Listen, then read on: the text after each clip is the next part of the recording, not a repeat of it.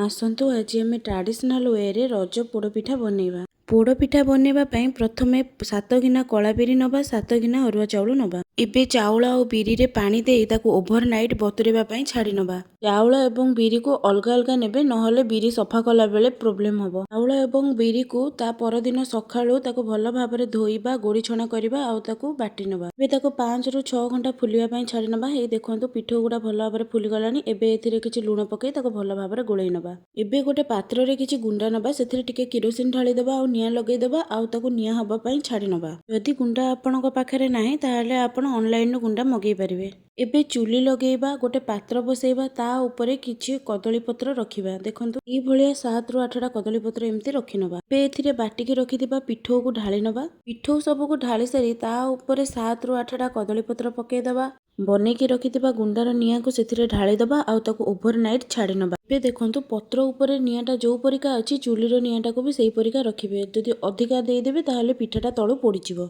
एबे सखाळ हे गलानी आसंतु पिठा को काढीकी देखिबा। एबे देखंतु पिठाटा भल भाबरे सिझी जाईची। एबे ताकू काटी देखंतु पिठाटा केते नरम आ केते सॉफ्ट हेइची। एबे मोर रेसिपी प्रस्तुत हो गला। जदि आपण मानको मो वीडियो भल लागे ताहाले लाइक करिवे शेयर करिवे सब्सक्राइब करिवे। धन्यवाद। राधे राधे। हैप्पी रज समस्तंको।